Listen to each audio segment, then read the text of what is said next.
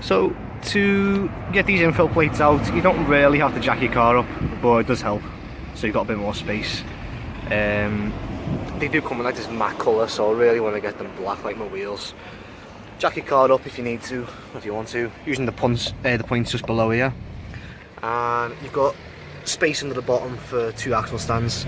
Make sure they're on the subframe because there's not really anywhere better for them to go. Put something comfy on the floor because you're going to be under the car. And if you look up in this corner, I've already took this clip off. There's a little tab right there where my thumb is. Press that in, pull it straight out. This is just to get you better access up there in that corner. Right, so there's a couple of clips. There's one here, one just at the back there, one up at the side, and there's one at the back that you can't really see. So ideally you want to be pressing it and pushing the back piece out. So just press it in, push it out. There you go. And there's what it looks like. Just wiggle it out. There's your infill plate. Next piece of the grille to remove is this one.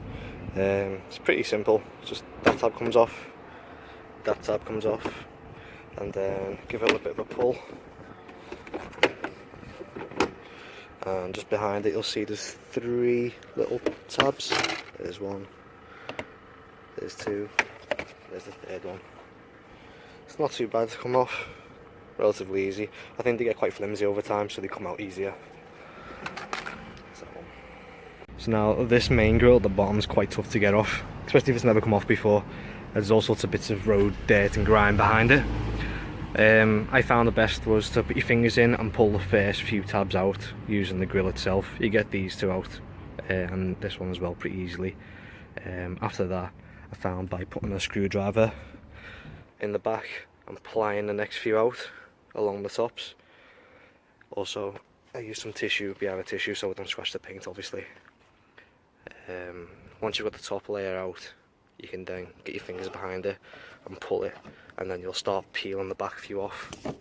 There's quite a few tabs on the bottom of this to get, so basically start from a corner. Once you're on the top, start from a corner, get your fingers behind and just pull them all out as you go along. If you need a screwdriver, do that as well, but I definitely don't recommend putting a screwdriver underneath and pulling. This bit's far too flimsy, and these ones are really hard to pull off with the screwdriver, so it's just far easier to get your finger behind and just ply them off that way as you go along. Also there's very limited access behind here because there's a radiator there obviously, so it's not really much room to get behind and pull them off that way, but that's how I done it with mine.